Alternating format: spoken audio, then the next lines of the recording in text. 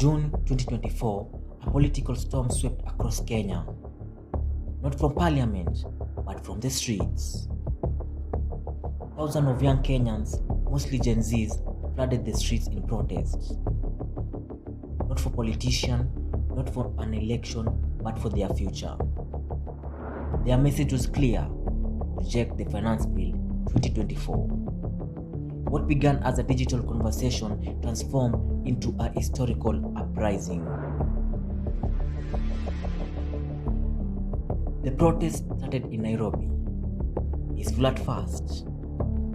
Students, creatives, job seekers, activists, all marching side by side. Then came the crackdown. Police fired tear gas and water cannons. Protesters scattered, only to regroup and chant louder.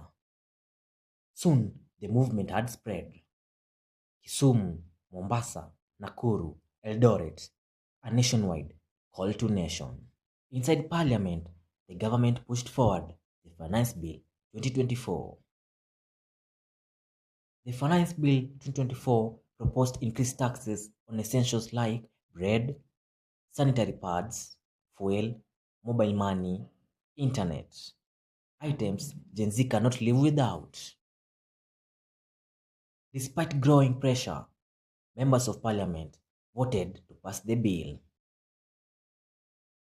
Outside, the chant grew louder. What made the protest unique? No political leader, no movement founder, just hashtags and TikTok. Gen Z organized through X, Twitter, TikTok, and WhatsApp, coordinating protest, fundraising for medical aid, and even live streaming confrontation with police. This was leaderless but powerful.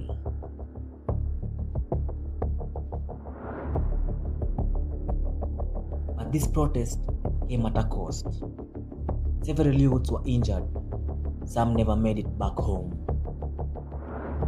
Images of candlelight vigils, bloodied flags, and grieving families shook the country. This was no longer just a protest. It was a symbol of youth sacrifice. On June 26, 2024, President William Ruto addressed the nation.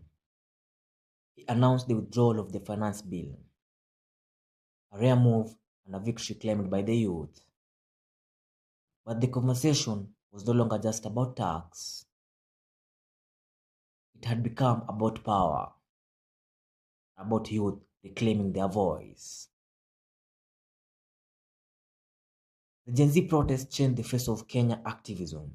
For once, the youth didn't just complain, they acted peacefully, loudly, and fearlessly. This is a generation no longer waiting for a change, but becoming it. What began as a reaction to a proposed finance bill quickly grew into a national outcry, led by a generation of young Kenyans, mostly Gen Z, who decided enough was enough. The government's finance bill aimed to increase taxes on essentials, and these essentials are most necessarily used by Gen Z. These were not just numbers on a paper. They were the lifelines of our daily living. For many youths already burdened by high unemployment, low wages, and the rising cost of living, this bill felt like a betrayal. So they mobilized online fast with hashtags like #RejectFinanceBill2025 trending on social media. Then they took it to the streets with handmade placards, national flags tied on their bags, and unmatched energy. They marched through National Central Business District, chanting in unison and demanding dignity. It was not organized by political leaders. It was not led by the elite. This protest was raw, organic, and youth-driven. Students, also creatives, and including more people of the citizens, grew and made their voices to be heard in the streets. Some of the voices chanted in the streets were, "We are tired," they said, tired of empty promises. In the midst of it all, The police responded with force tear gas, rubber bullets, and arrests. Yet the youth came back stronger.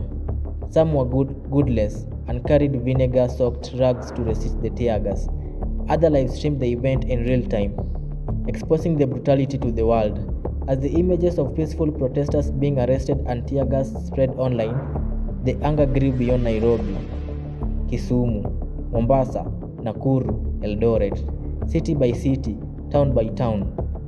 Young Kenyans joined the wave. For many, this was their first protest, their first taste of resistance, but they were not afraid.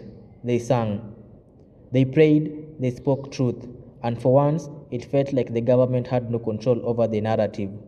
TikTok became a frontline, Twitter a battleground of ideas. Artists turned their art into protest posters. DJs mixed freedom anthems. Influencers gave up paid gigs to amplify the strength. The finance bill may have lit the fire, but the fuel was disguise of frustration, exclusion, and economic hardship.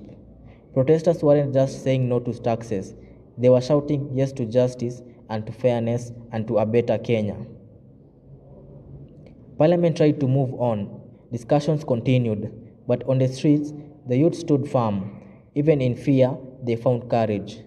Even in pain, they found purpose. They carried the memories of those who were lost, injured, or jailed, and turned them into motivation. And through the government trying to resist the silence of the movement, they could not silence the spirit. What happened in June 2025 was more than just a protest. It was a statement, a warning, a dream, a moment where Kenyans youth rose, not just resistance, but in unity. And in that unity, the country witnessed something unforgettable, a generation no longer waiting for change, but becoming the change.